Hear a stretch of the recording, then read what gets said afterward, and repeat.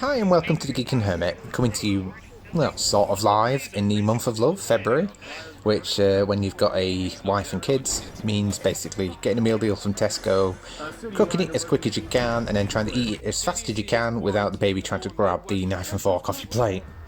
So anyway, today I thought I'd do a quick review of Resident Evil 3, which has been out for a year or so now, but a lot of people kind of keep seeing negative things about it.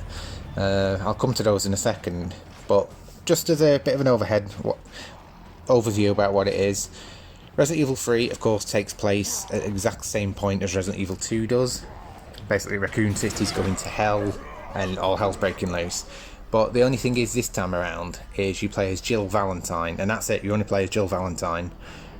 You do play as another guy called Carlos later on, but it's all in the one story, there's not an A and B mode. You play through it once and then you're done. And the emphasis this time is you're being chased by the Nemesis, basically from the word go. About 5 minutes into the game, he bursts through a wall, starts chasing you, and then spends the rest of the game being the one and only boss fight you have over and over and over and over again. Now, straight away, hand on heart, I absolutely love this game. I know a lot of people moan about it and don't like it for certain reasons, but I love it. It's done with the same engine that Resident Evil 2 is, but it's a lot more action heavy this time around. It kind of feels a bit like Tomb Raider at the beginning, where you constantly get knocked about and Jill doesn't half get put through a lot of stuff, and it just really reminded me of the first Tomb Raider, you know, the reboot where Lara gets battered all the time. But no, I just really like it. It's heavier emphasis on fighting, you've got a lot more bullets and ammunition this time, and one of the best mechanics in the game I absolutely love is there's a little dodge button now. I think it's like RB on the top of the joypad, which it feels a bit crap at first until you get used to it. But if a zombie's going to lunge at you, you can press it and bounce back, and it is absolute godsend. Because to be honest, the first half an hour to an hour, when I kept getting chased by the Nemesis, I really hated the game. I think I actually uninstalled it on the PC first, because no matter what I did, I couldn't get past him. It just kept showing up like Mr. X, but he's just on you constantly. And it drove me mad. But as soon as you get this dodge button worked out, which Resident Evil 2 didn't have, you just wait for him to hit you, dodge under it, run. Or, because you get a load of grenade launcher bullets later on, just literally do that. Or the trick I discovered, anytime you get a grenade, wait till he runs at you, because he just walks at you, and just roll a grenade at him, and that takes him down in one shot. And you know he's going to come straight at you, so you just literally get in the corridor, boom, bang, and then he drops an item for you. Easy trick. Once I worked that out, it was a great trick. I loved it. But yeah, I get the hate with the game, because the biggest problem I had is the length of it, which is what I think a lot of people had problems with. The first playthrough, I finished it in about 7 hours and 20 minutes. Bearing in mind I'm actually quite slow, like looking around and like looking at all daft things, so I'm not by no means fast at gaming. Yeah, 7 hours and something, and that was just on a normal difficulty. But the trouble is, because I know Resident Evil 2, the first playthrough, can be about 9-10 hours, but then you get like the B mode, if you play as Leon or Claire or whatever. But there's just literally, that's it, you get one playthrough with this and then it's done.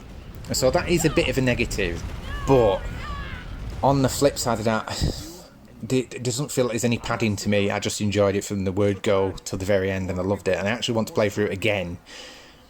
I'm just thinking of playing it through for the achievements, just for something to do, because I want an excuse to play it again. I just wish there's like an alternate mode that mixed it up or something, just so I could play through it again and not know where certain items were. Because, okay, I like getting achievements now and again, but it can be a bit boring.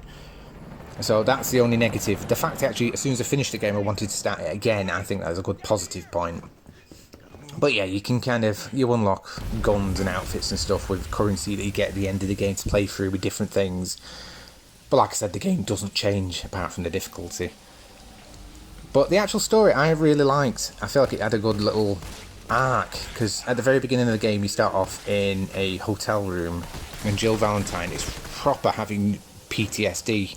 She keeps looking in the mirror, having nightmares, can't sleep, and when she looks in the mirror, she looks like she's turned into a zombie. The graphics on that bit are amazing, but by the end of the game, you turn into this badass woman.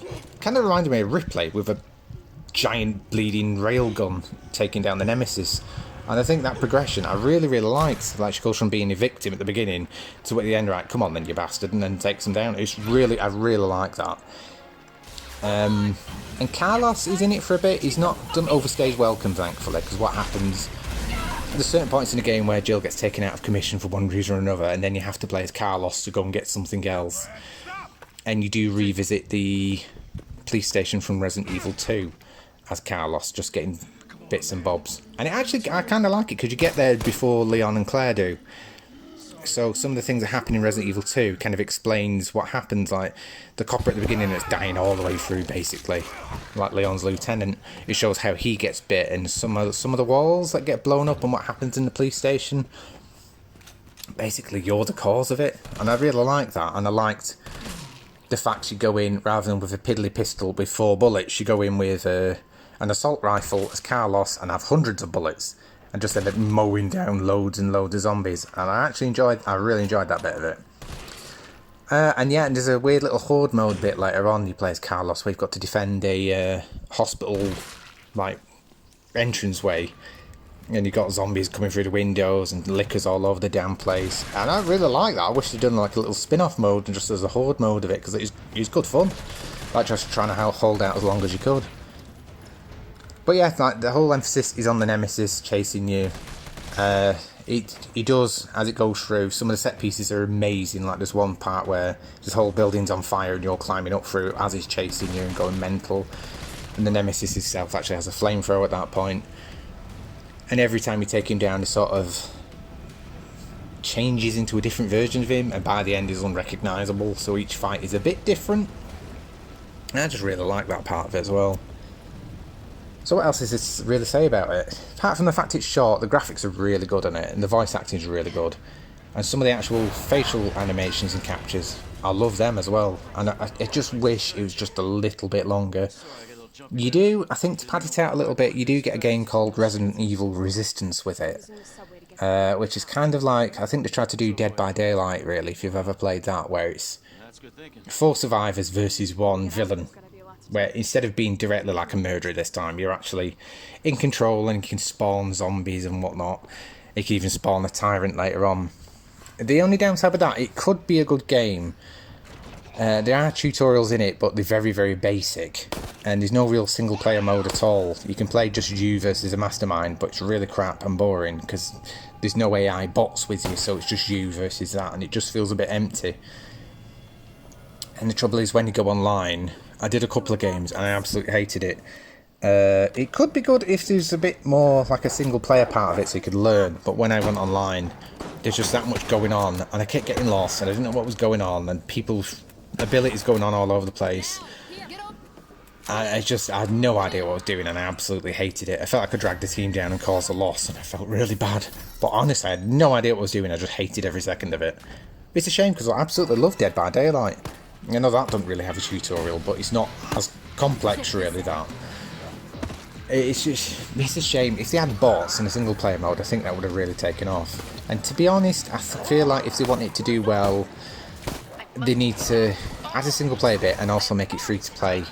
Because yeah, I got a game fairly quick, but to be honest, I didn't even know it existed. I just bought Resident Evil 3 and that just appeared on my Steam account, so I was like, oh, okay, I'll try it. But yeah, apart from the fact it's short, I would recommend this game. Is it quite up there with Resident Evil 2?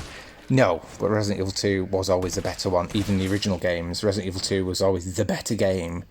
And Resident Evil 3 was good, but not quite as good as. Apparently I've read a bit of cut content out of Resident Evil 3 as well. I mean, I played it back in the day, and I can't remember it because it's 20 years ago now. But I can totally understand where they've probably cut out certain parts, because it does feel quick.